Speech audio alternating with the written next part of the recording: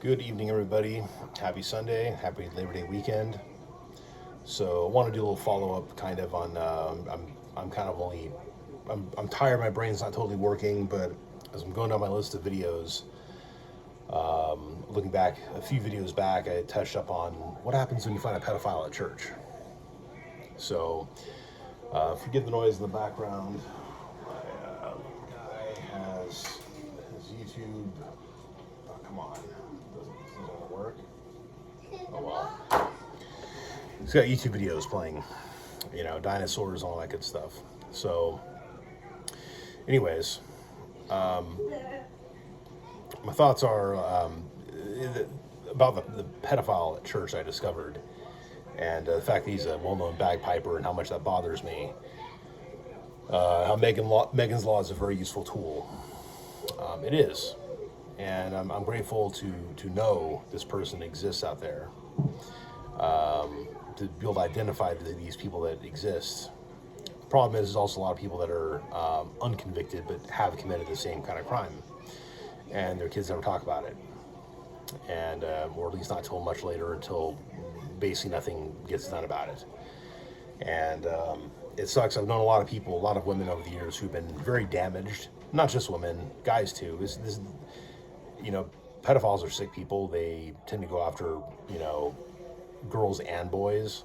They're, maybe not all of them go after both, but a lot of them do. And there's families that have this dark secret that is just lingering there, and you got grandmas who don't want to admit that their sons molested their granddaughters and things like that. And I was like, my son would never do this. Well, he did.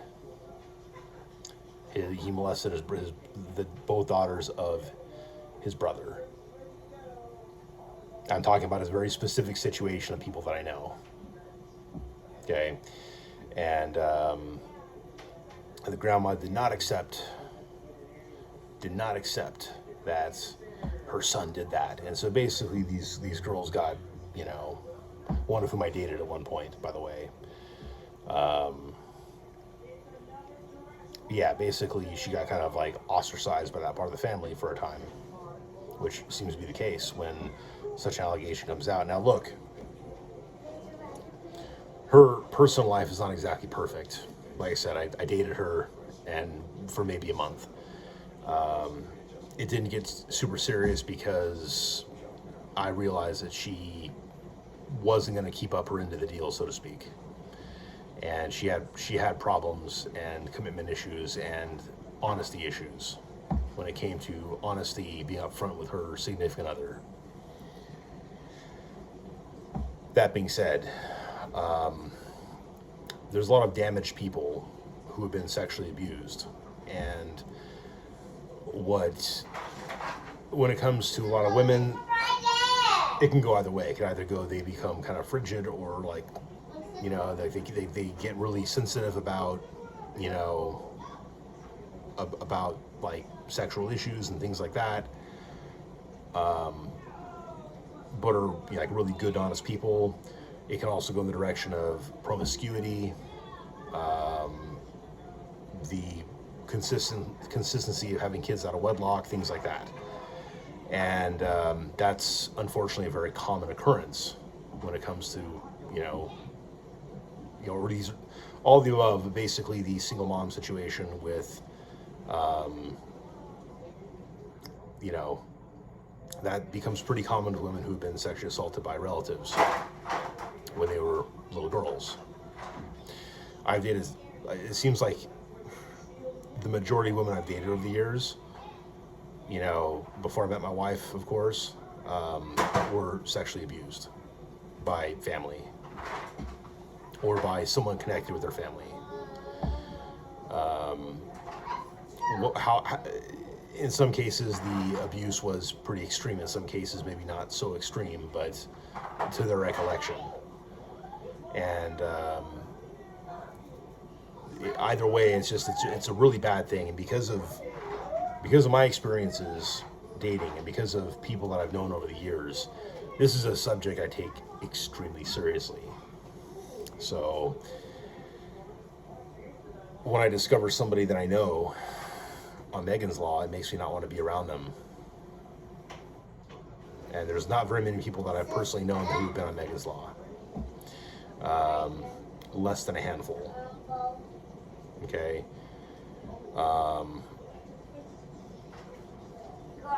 Like I might have mentioned in my last video, or at least an earlier, if not in that video, then at least an earlier take of this video. I'm not sure.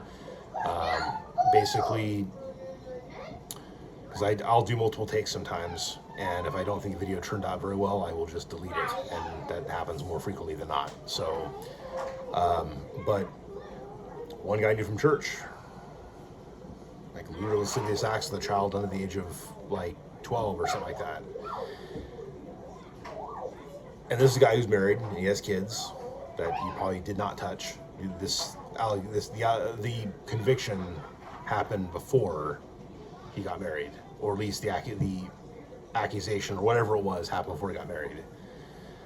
And I know he's had to go to meetings, and I know that this guy's had to, one time in Elders Quorum, he mentioned his one, it's one big sin or something like that. He didn't get into detail, but I kind of knew what he was talking about because I happened to have perused Megan's Law before that meeting had taken place. And I in fact, it was before I even became active again at the Watsonville Ward. I saw his face, I'm like, why does this guy look so familiar? And all of a sudden, like, I see him at church, I'm like, oh yeah, that's right, that's who it is. And it's just like, this guy went to meetings, like I said. He's also very big in computers. I don't know if he was looking at something on the internet that he shouldn't have been looking at, because I also know that if you don't even actually touch a kid, but you look at that type of material, you get charged. You get slapped with a conviction of as if you had actually done the deed, even though you didn't. Basically, or it's like so similar. It's like, oh, acts with a child under the age of blah blah blah, even though you didn't actually physically do it. You're contributing to that because you're looking at the material, and you're not a cop. You're not a cop who has to look through this to discover the identity of perpetrators. Okay, and I hate to have that job. And the people who have that job, they get frazzled. They hate their lives after a while because they start to see way too much that they don't want to see. I'd hate to have that job, and I wouldn't have that job. So, in fact, actually, I mentioned the branch president in my last video about this subject, and he's worked with local government, and, on the internet, he can track what people are, looking at, and, the people who are in like the serious crimes unit, when it comes to like those kind of offenses I mentioned, like these people get frazzled, like they can't do it for too long because then their lives just fall apart, pretty much. I'd hate to know all the criminals in this area, but at the same time, it's like I go on Megan's Law and I look at some of these people anyway. I know their addresses, I can learn their names, and it makes me lose a bit of faith in humanity. I've been involved in Scottish and Northern California Renaissance fairs for a very long time, and like pretty much almost my entire adult life. I've been going to the Scottish Games since I was 17, but I've been involved as a participant since I was like 21 years old. And it's different when you're a participant than if you're somebody who just simply goes and has fun and then, that's it. The patrons or patrons, whatever you pronounce it, they're not really part of fair. I mean, some of them pretty much de facto become that because they go to every single weekend and they can't live without it every year, and as a result, they pretty much become part of it, even if they're not actually officially gate listed or whatever. They become friends with everybody who's there, I've been doing guild life for such a long time that I know people's kids, they know me. It's like I'm a trusted individual. These people I trust, for the most part at least. You know what I'm saying? It's like I'm not going to leave my kid, I'm not going to leave my 3-year-old with just anybody.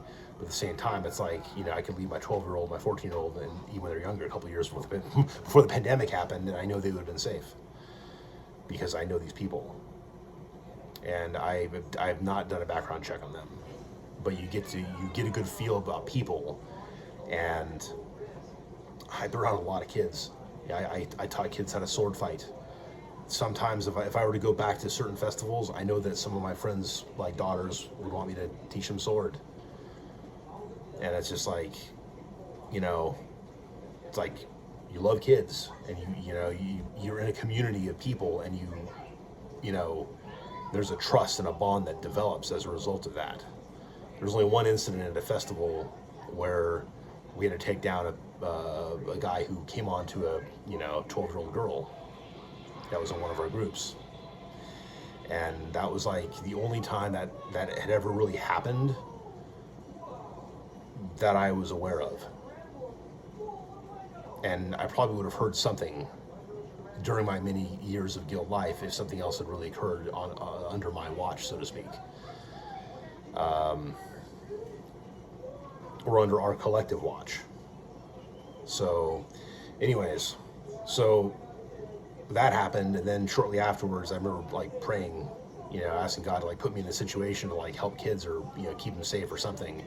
And it seems like within the month, I was called to be the bear cub leader, which doubled up as like a Sunday school like calling. So I kind of took that as a sign. I instantly, yeah, okay, sure, I'll accept the calling, yeah. And that was, it was no question at that point. And they did background checks on everybody, and I was used to the idea of that, and I was fine with that. And because we're involved in scouting at the time. The church isn't anymore, but it was. So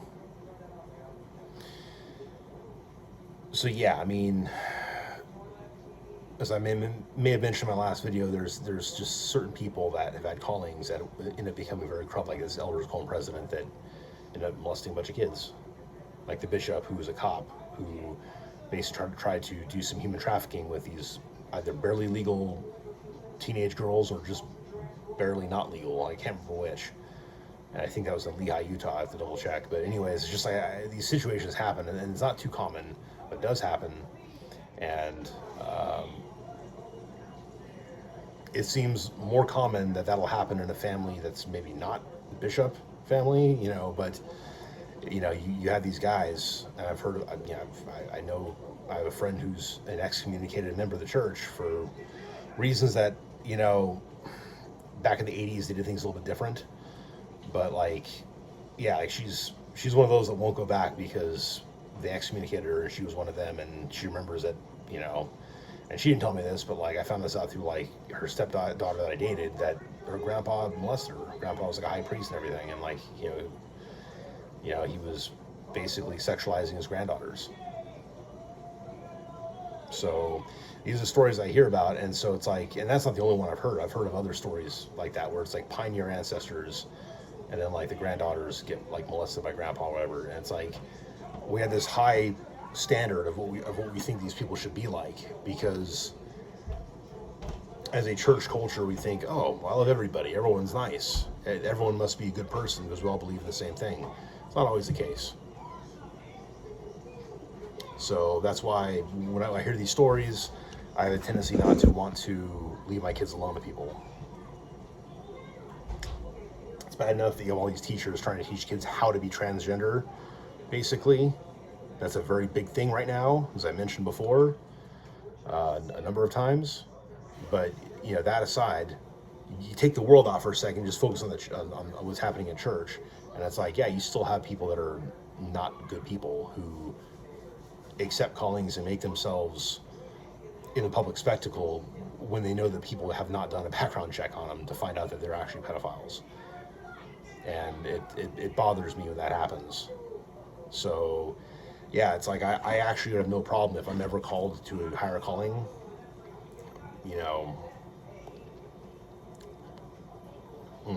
sorry, I got my gum stuck in my tongue, in my throat.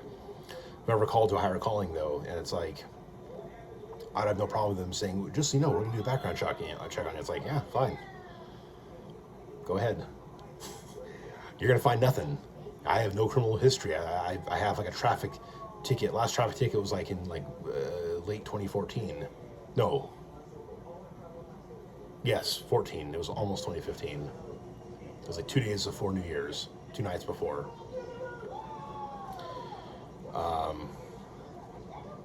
I wasn't doing good because I just found out my Aunt Darlene was dying of cancer. And I was technically speeding home no faster than the people in front of me, but the cop got me. I was in the back of the line. Anyways, I have a clean history. I'm not a criminal.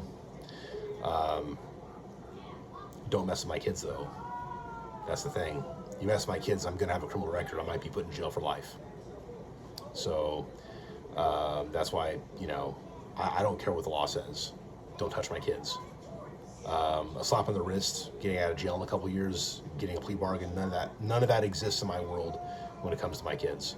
I'm not going to care about any of that. So this is why, as a preventative measure from keeping myself from being separated from my family for the rest of my life, I'm going to protect my kids. I'm going to be a little more protective of my kids. Now, my old home ward in Watsonville, one of the brethren is the nephew of the bishop. Not the nephew, I'm sorry, he's the son-in-law. He was telling me that, like, yeah, I mean, there's some guy I knew from work that was interested in the church. But then it turns out it's a criminal record, and this friend of mine's like saying, well, you can't come to church. It's like, yeah, but can anybody come to church? It's like, yeah, but there's kids there, and you've got a record. So, like, I get it. It's great that you were interested in the church, but don't show up, basically. And it's like, those aren't his exact words, but it's kind of similar wordage to what he was saying. And he's a good guy.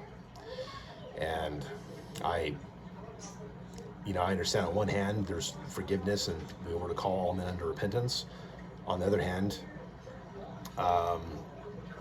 don't offend my little ones.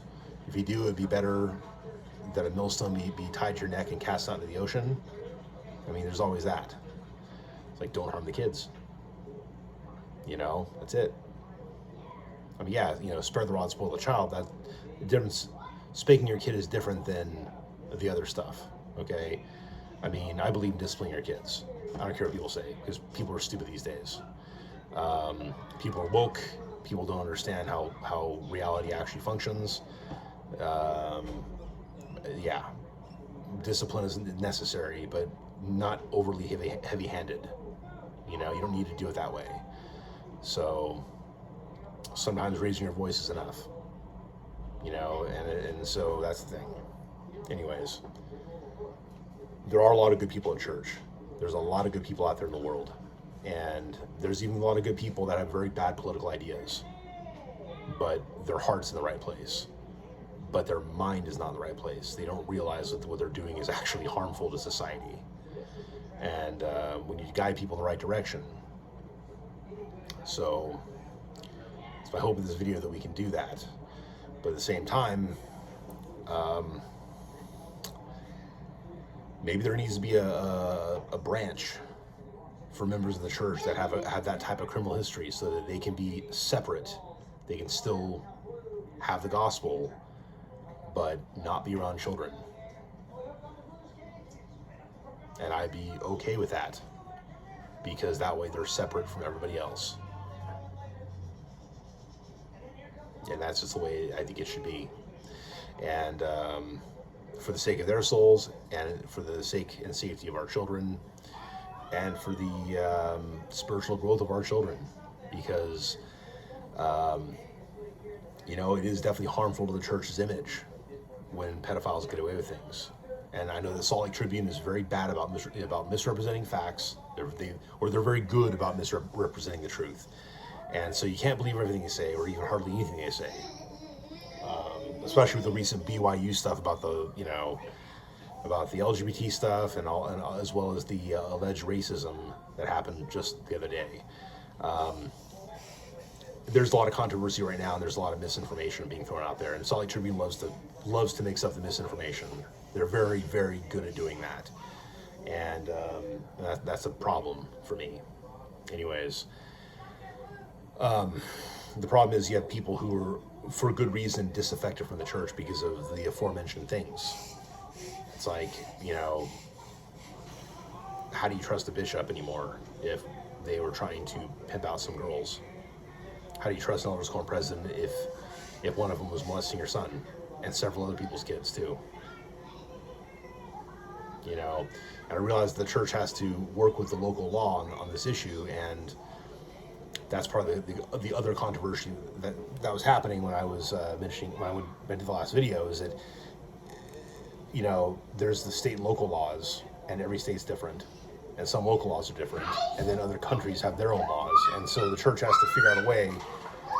That's why I call the legal department in Salt Lake City and say, hey, this is going on, what do I do? And then they tell you what you are technically supposed to do based upon the laws that apply. So, anyways, there's a lot of detail there I'm not going to get into, but the point is, we need to keep our kids safe. I'm okay with background checks on leadership, because if there's something very bad in their history, we need to know.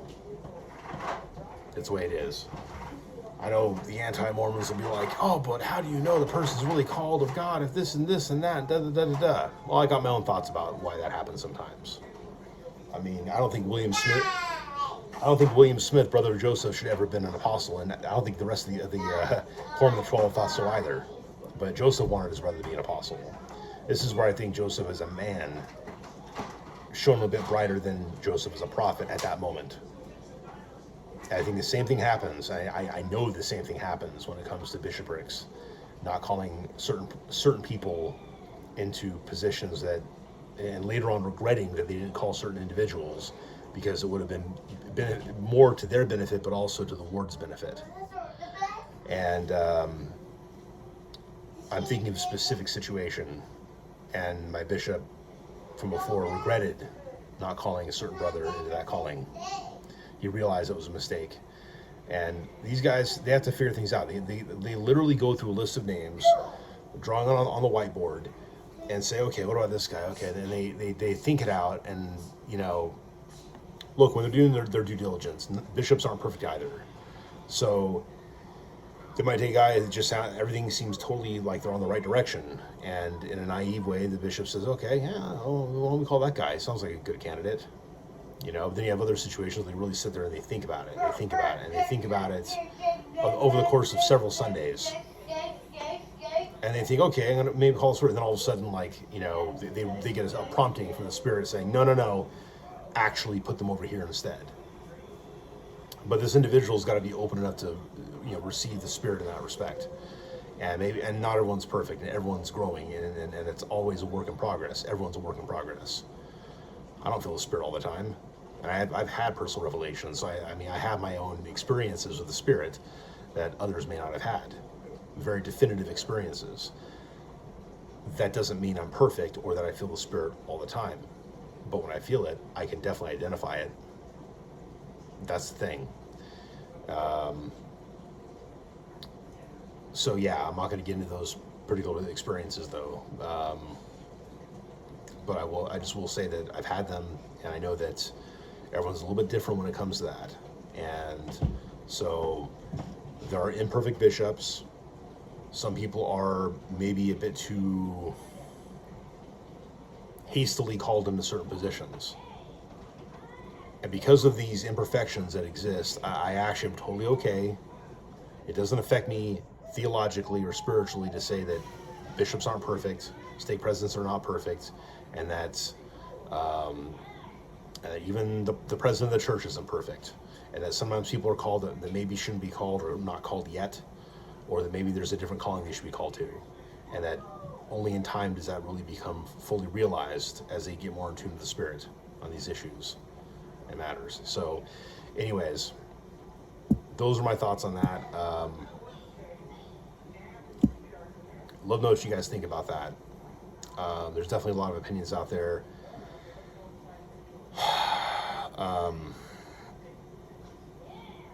So yeah, this is a type of situation that, especially when you have the Salt Lake Tribune and other news stations painting a negative picture and interviewing ex-Mormons specifically, who've been disaffected for other reasons in most cases, who then use this as sort of like a soapbox.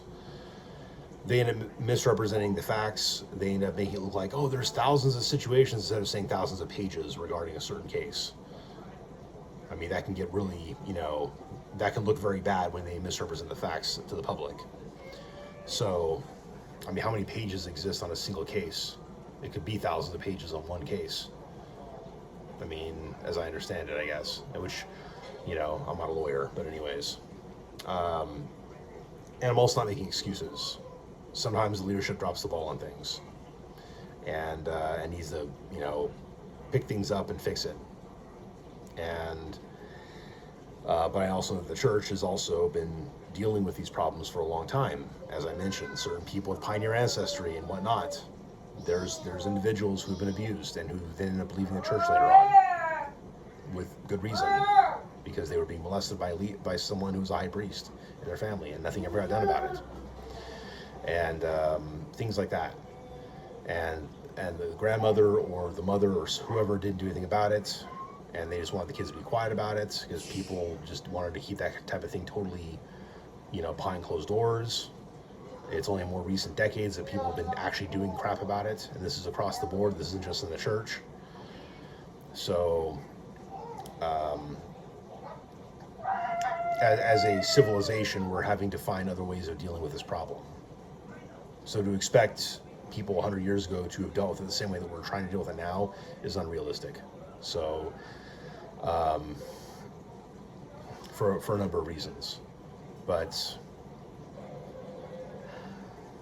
man, I can keep going on. I'm trying to find an ending to this video here. There's more things I was thinking about, but yeah, the church has been dealing with these kind of problems. I know this since I think 1995. Elder Oaks, I remember watching some video recently that was from I think 95, where he mentions the hotline and all the and all that stuff. And I mean, if you go back and watch that, you'll see that Michael, shh, over there.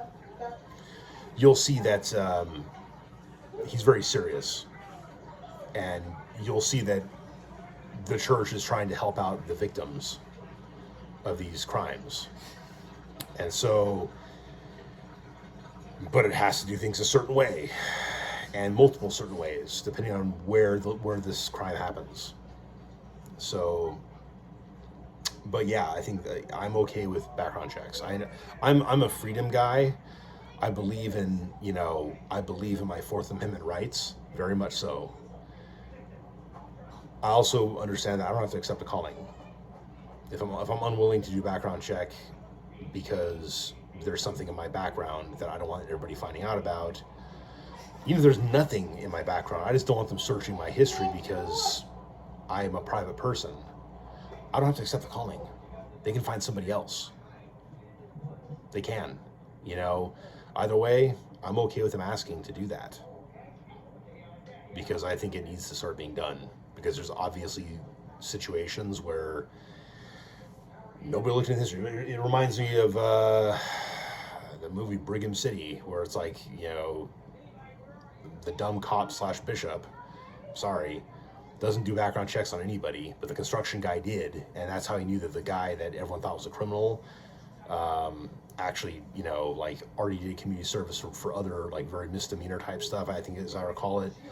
But as much of a drunken idiot as he wasn't actually stealing anything or vandalizing anything and killing anybody, none of that stuff. He was like the prime suspect, but then turns out that the spoiler alert, the partner of the bishop / sheriff was actually the dude who was out there killing people, and then all of a sudden the bishop remembered this story and about this guy who raped a little girl and then repented later on and then when push came to shove and he's talking to his partner about this, the partner is that guy and ends up basically pulling a gun on the sheriff and gets shot because he knows the jig's up and his life is over. He's been caught. He's been discovered, and his life will never be the same. And that cop is a good example of what's wrong with not doing background checks on people. The construction guy is the example of why it's a good idea to do a background check. So you know the people you're working with are actually, they don't have certain problems in their history. They could be around schools. They could be around normal people. They can be around banks and things like that. So, yeah, it's a good idea to look into that before you call someone to be a clerk, which is the one calling where if you mess up, you can be sued by the church, as I understand it. It's good to do a background check on somebody. Make sure they're actually not, like a bank robber or something like that, or a drug addict who stole money from their grandma to go buy drugs. You might want to know this type of stuff before you actually call someone to be a clerk. It's just the way it is. Before you call someone to be a primary teacher, you might want to make sure they're not a pedophile, or that they're not a pedophile enabler, like that the woman doesn't have a husband who she quietly protected, and she was doing babysitting, and then it turns out the husband was messing around with the kids, and she's like, oh, but it's my job, and it's the only job I have, and I can't tell anybody because then I'll lose my job. Those women exist, and they want you to feel sorry for them because they can't get a job now. Well, too bad. So yeah, we need to do a little bit of background check on some of these individuals to make sure that they're legit, normal enough people that they can actually have that calling. They don't have these bad things in their background. So, and yeah, people, but it needs to be presented in a way where so look, we understand and respect your privacy, and so we're not doing the check without your permission. If you decline that doesn't mean that we think you're guilty of any crime. We understand that a lot of people just don't want to have their backgrounds checked.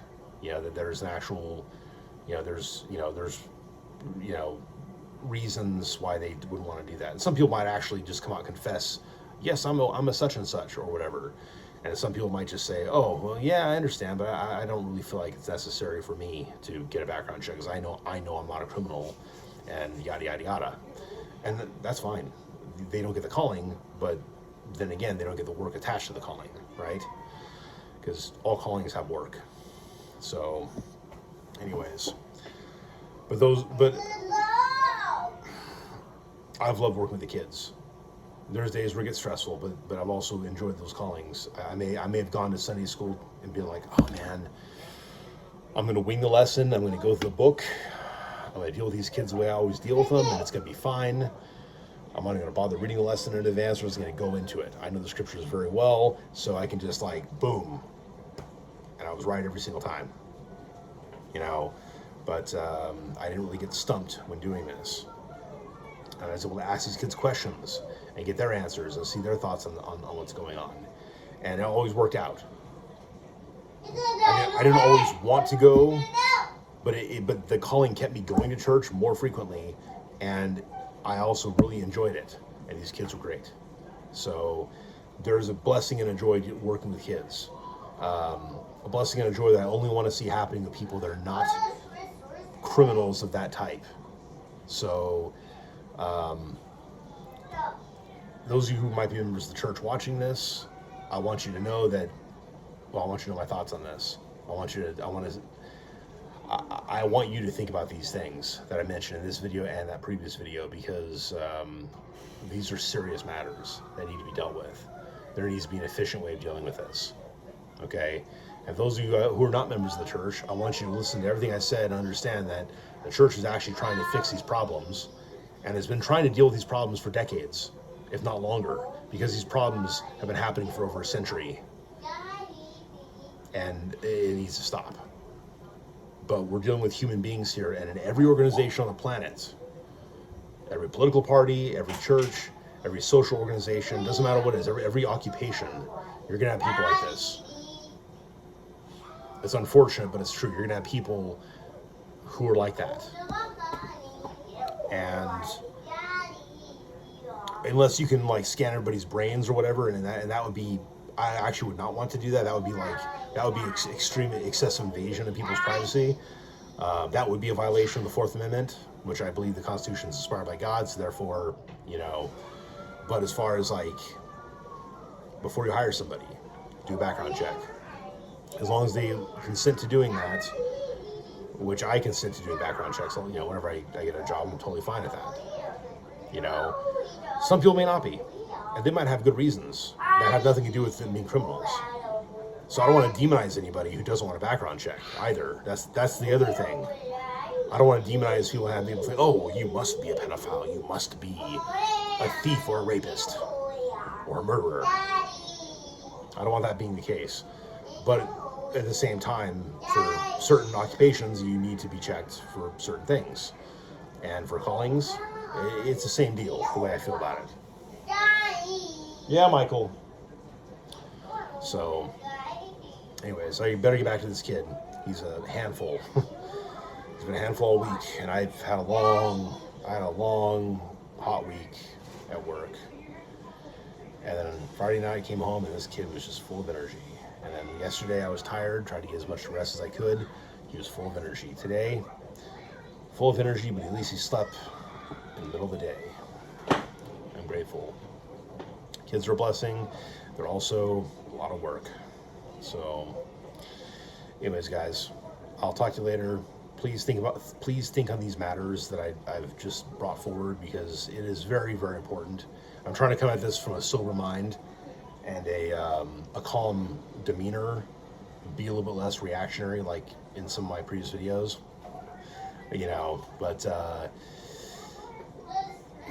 Definitely trying to keep things positive, trying to find solutions.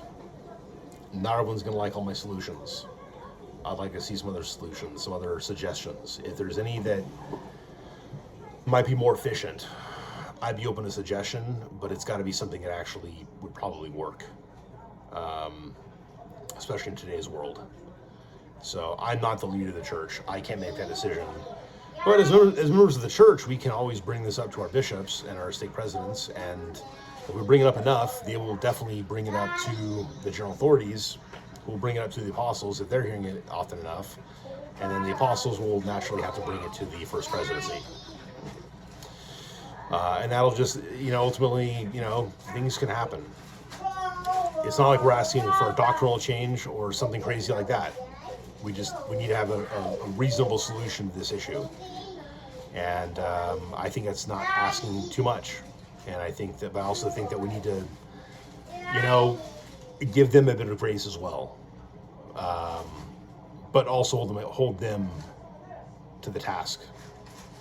Because anyone in a leadership position needs to be held accountable for what they do if they actually do something wrong. If it's accidental, it's one thing. If it's deliberate, it's another. So, anyways, those are my thoughts. I don't mean to, I don't mean to seem negative. I'm actually trying to be very positive about things, while being honest and upfront. So, I would like all of you to do the same thing. Try to give as much grace as you can. I'm going to revisit some of the issues I mentioned in previous videos and try to be a little more nice about things. But yeah, all that being said, I'm still going to be upfront and honest about things, about how I feel, about what I think about things. And these are just my thoughts on the issues of pedophiles at church. So let me know what you guys think. I'll talk to you later.